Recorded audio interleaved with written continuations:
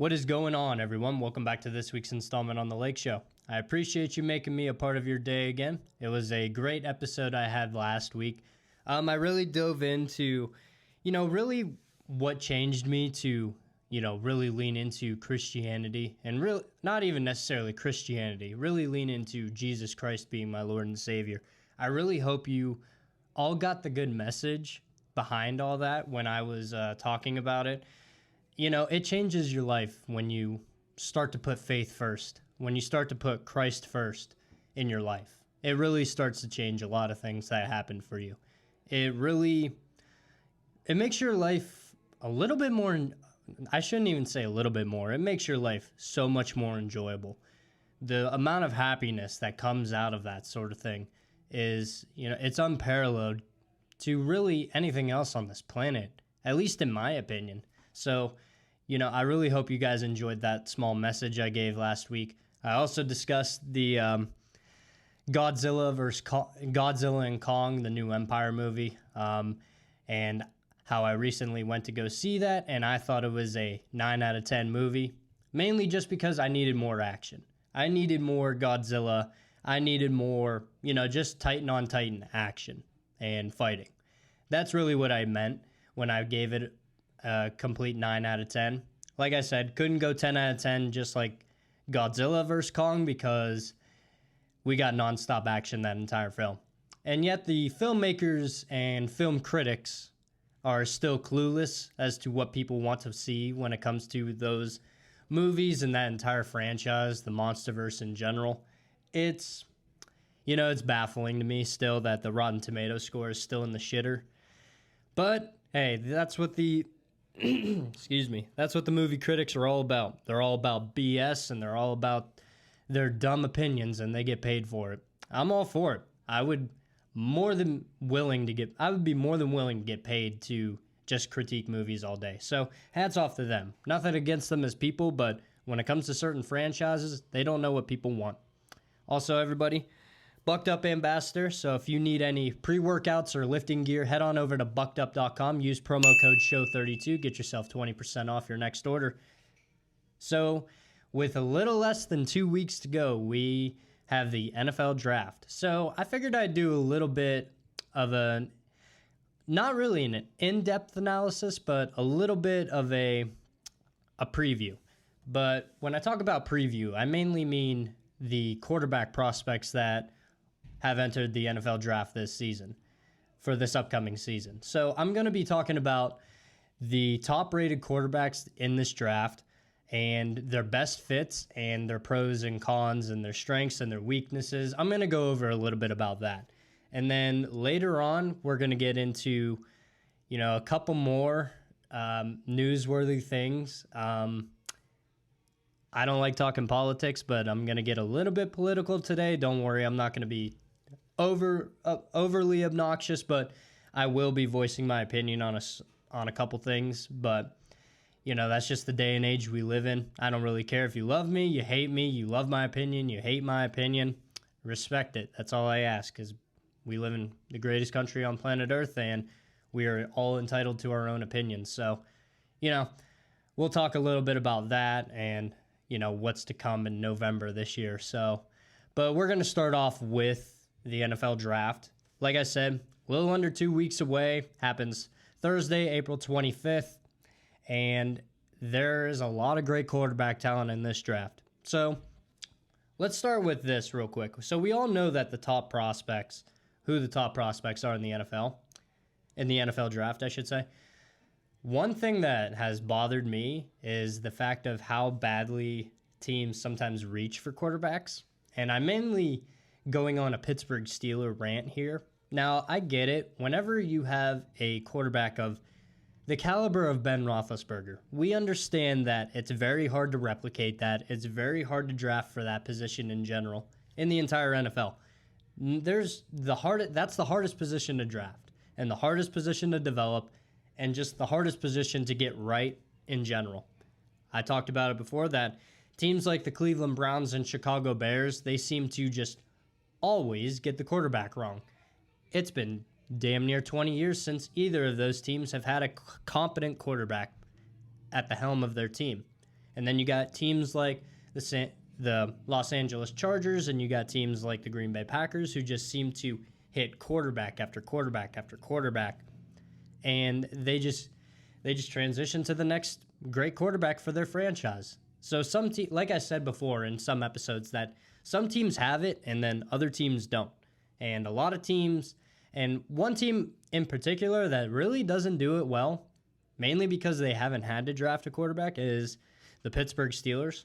So obviously, I love the move of bringing in Russell Wilson and Justin Fields together.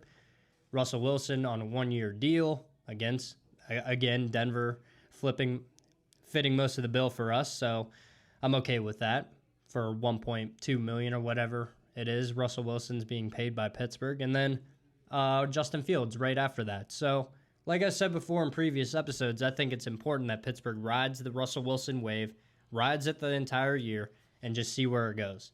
I don't think he's going to win a Super Bowl, but if he did, that's just one more year they can bring back Russell Wilson, and one more year that Justin Fields can learn behind a good quarterback. But the problem with Pittsburgh is that they should have addressed this quarterback situation years ago. They should have addressed this quarterback situation literally when Ben hurt his elbow.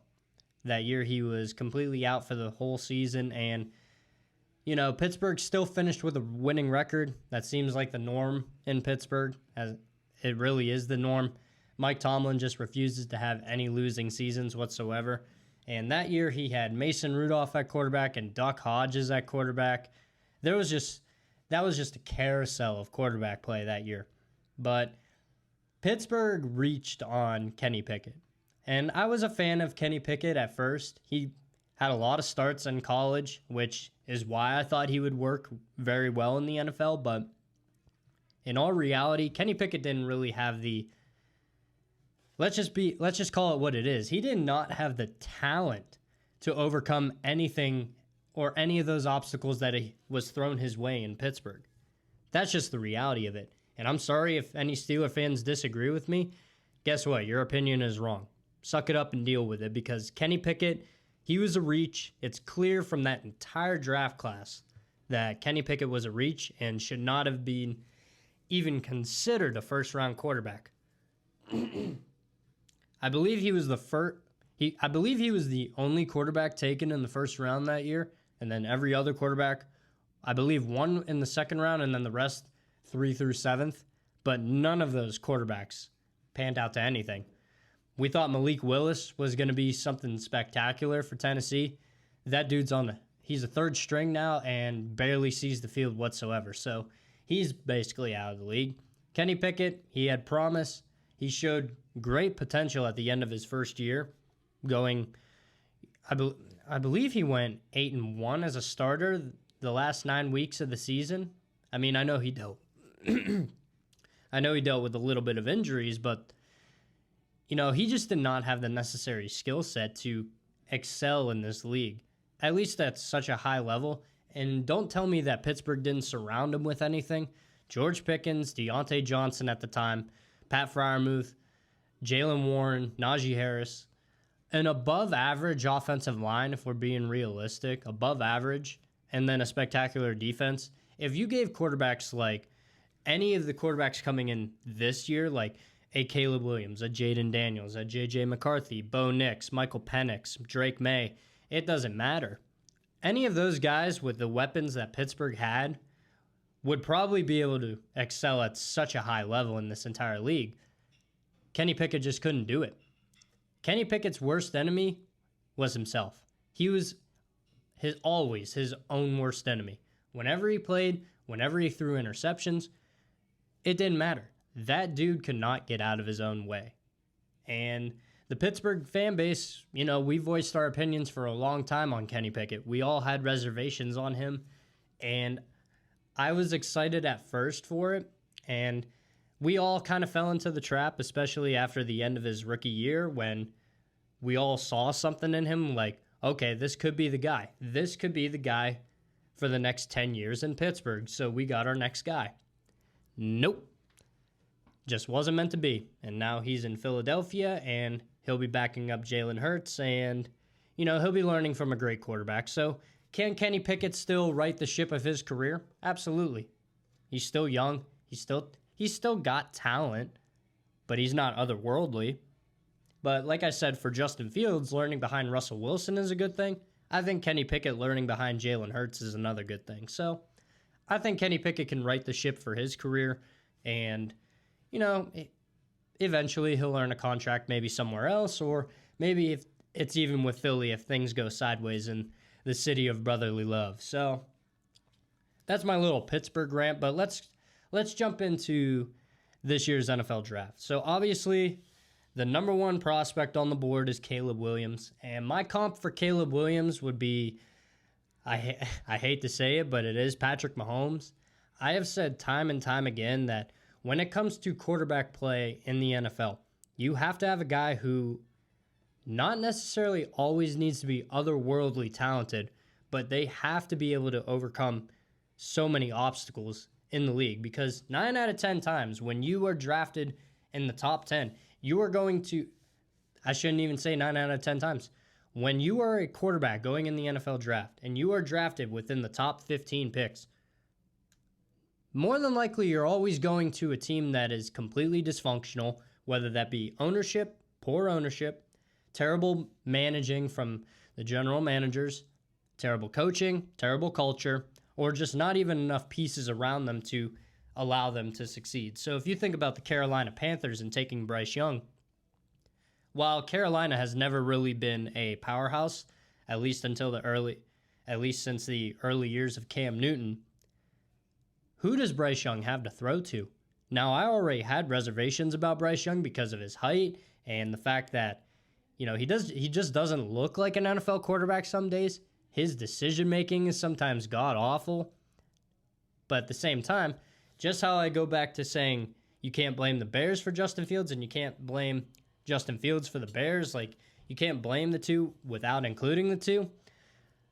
But the fact of the matter is that some of these guys, they just don't have anything to work with. And Carolina has literally not provided Bryce Young with, I can't think of one decent weapon. An old Adam Thielen right now? He did have DJ Moore, I believe. He did have DJ Moore, I think. No. He might have. Either way, Carolina Panthers have done a horrendous job at trying to develop Bryce Young into their star quarterback. Now, I think Bryce Young has potential. He was a phenomenal athlete and a phenomenal quarterback at Alabama, but the problem is he is not surrounded by a competent GM. Coaching is shit, ownership is garbage, and absolutely no weapons whatsoever. And the Panthers just got rid of their best defensive player, Brian Burns. He's out of there now. So literally, it's possible that the Carolina Panthers will have the first overall pick in next year's draft, just because I think they are going to be absolutely god-awful.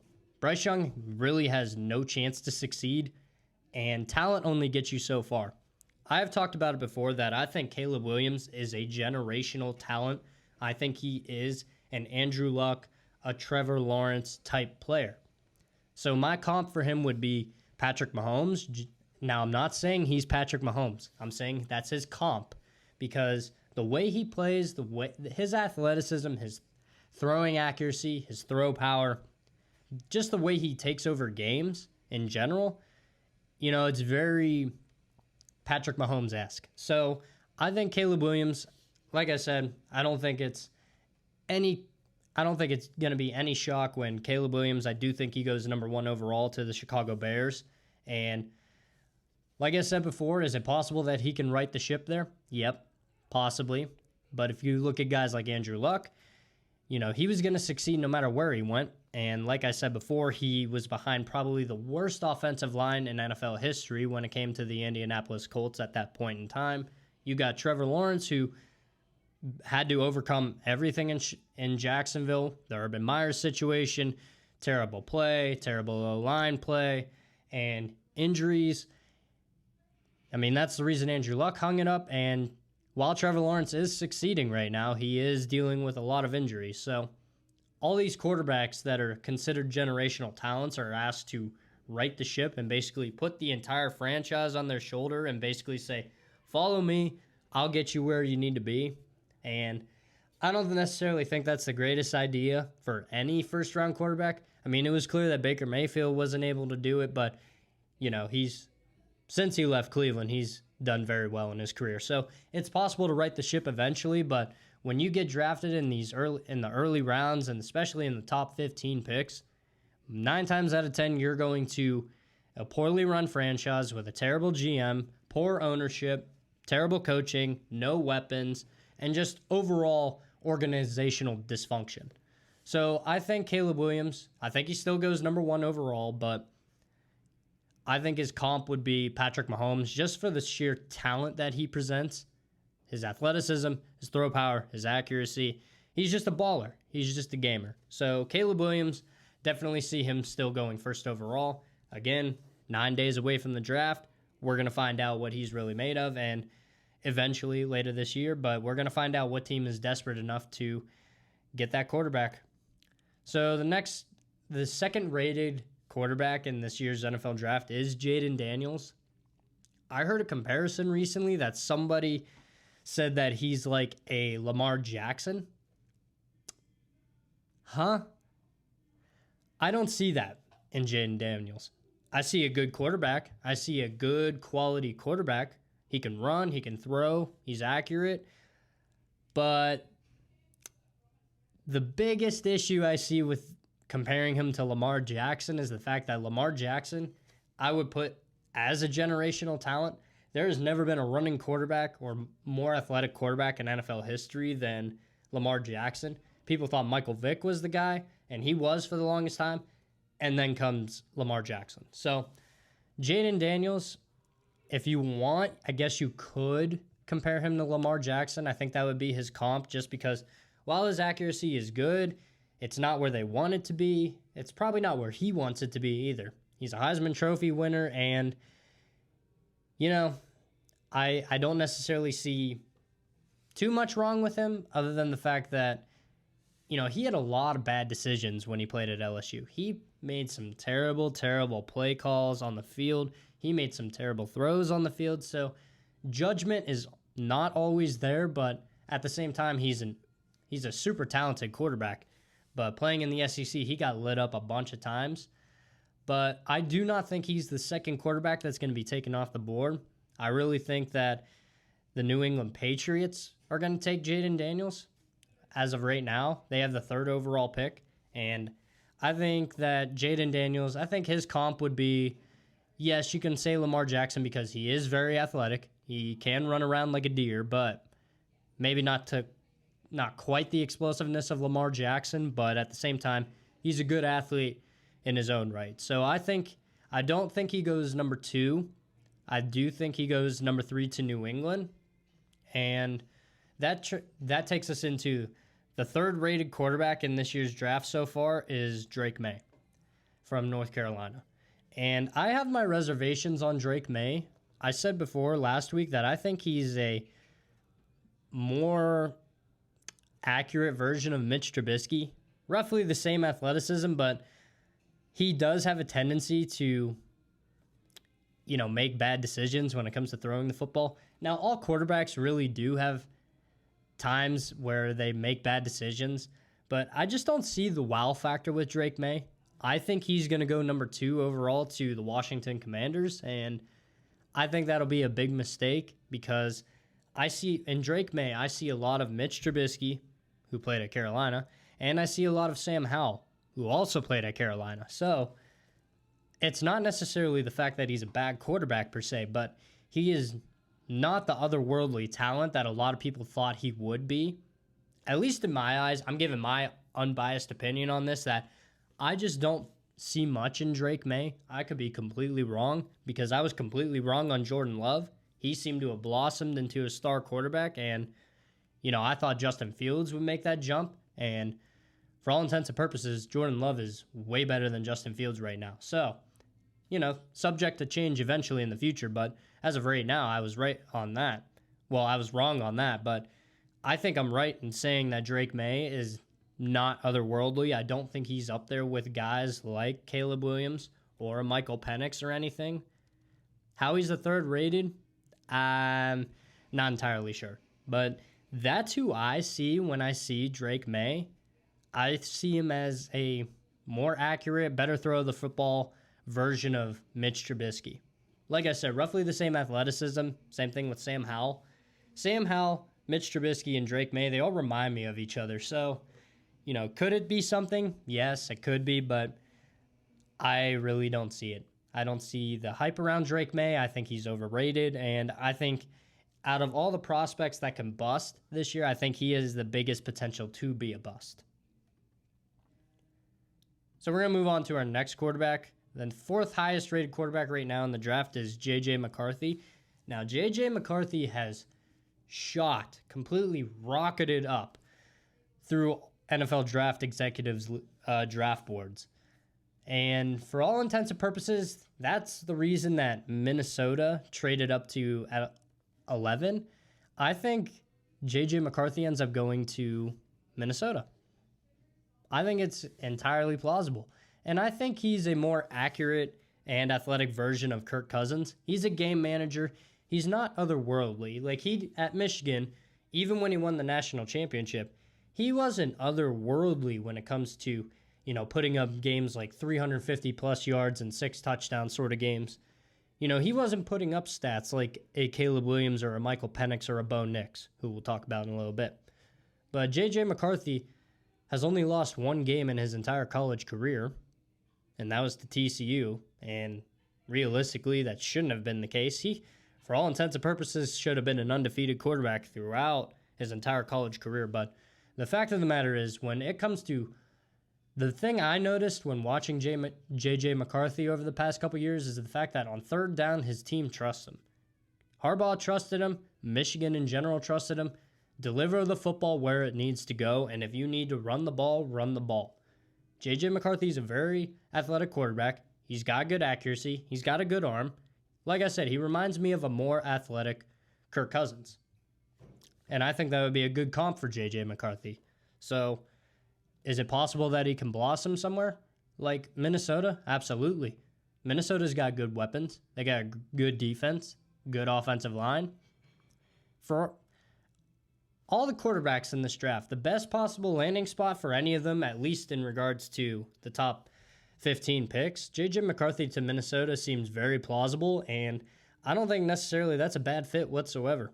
I think JJ McCarthy can go into Minnesota and be a star immediately. So I think he's a more accurate, more athletic version of Kirk Cousins, which is not necessarily a bad thing. I think Kirk Cousins has been one of the most underappreciated quarterbacks for the better part of a decade, and I'm not saying any of his criticism was unwarranted because he just shrinks in big games, but that's another thing about JJ McCarthy is he rises to the occasion in big games. So I think JJ McCarthy goes to Minnesota at number 11, and I think he thrives there.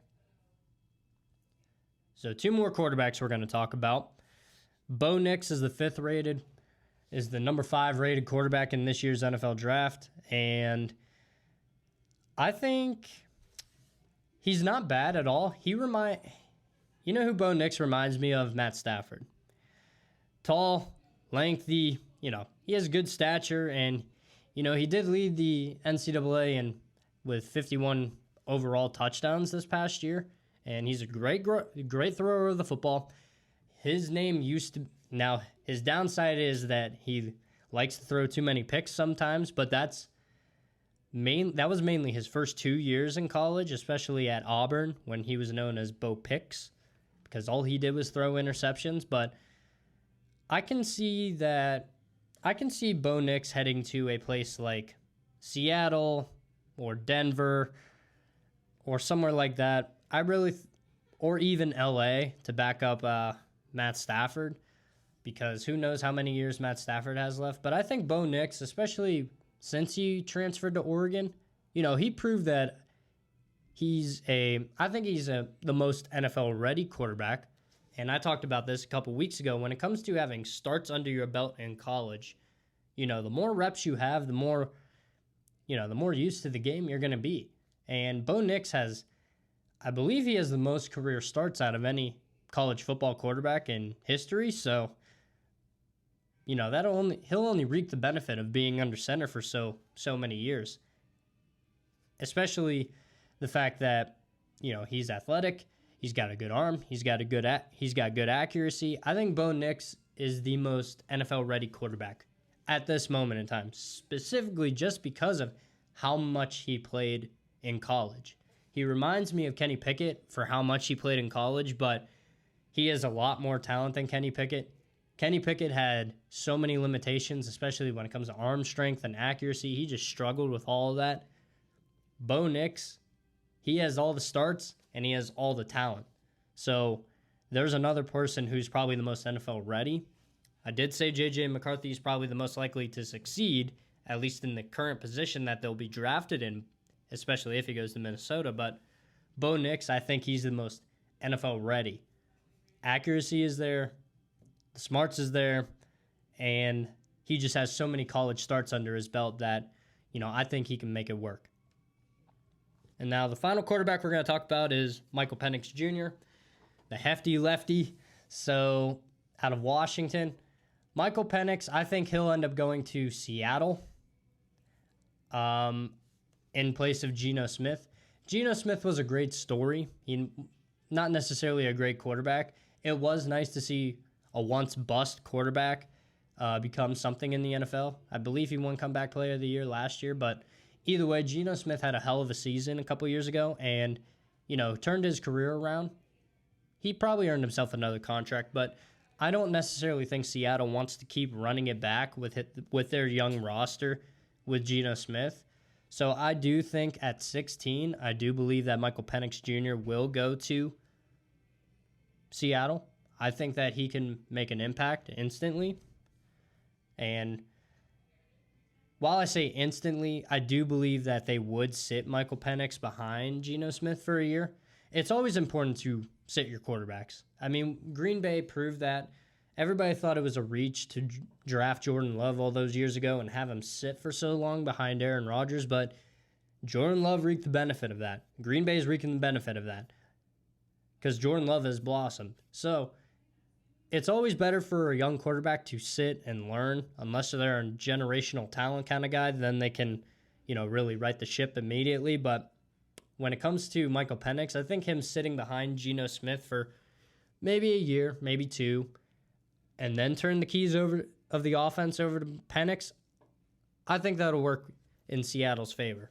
I don't see many downsides when it comes to Michael Penix, other than the fact that, he does have an injury history. He did, bust up his knee in college when he was at Indiana, so that is worrisome. But injuries happen in all sports, so it's not really a shock that would be a worrisome thing. But overall, I do think Michael Penix, great thrower of the football, accurate, he's athletic, he's mobile, he's tough, has the smarts. I think he goes 16 to Seattle, and I really think that Seattle can be something in a couple years. They already proved that, they got good young pieces. They're a very young team. They're like Green Bay. Young team, young talent, but they just need the right quarterback at the helm to, propel them to another level. And I think Michael Penix can be that guy eventually. So that's my little mock draft, I would say. I didn't give the full mock draft. I might do a full mock draft the week of the NFL draft. I might end up doing that. So a little bit of a shorter episode this week, guys, but I wanted to talk about something that recently happened. And it's unfortunate just because the world we live in is just, it's scary to say the least. And there's just a lot happening in the world that's, very sad, very, heartbreaking.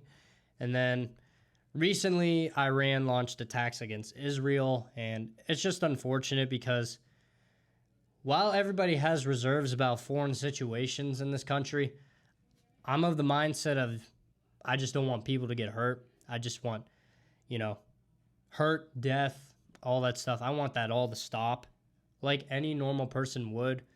And it's just unfortunate, the events that transpired this past weekend. So, my thoughts and prayers are with everyone who over there who is affected by this. And, you know, something like this,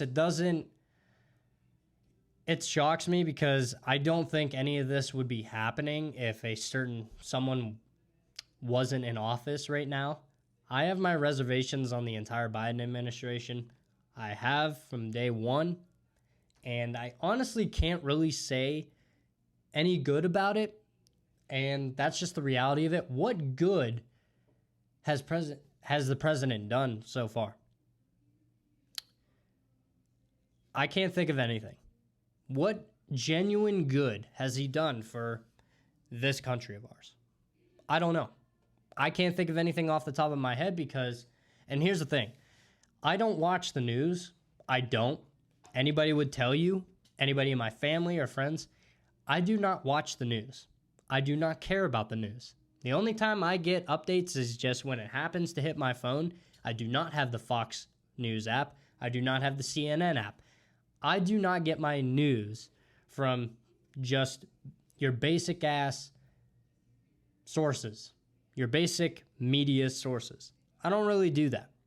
Now, you shouldn't trust everything that you hear on the internet, but every time something is brought up about this administration, it's always negative.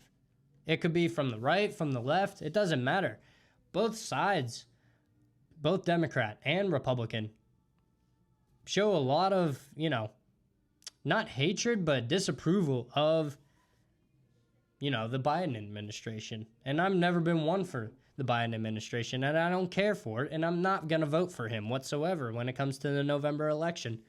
This election is beyond pivotal for America in general as far as moving forward.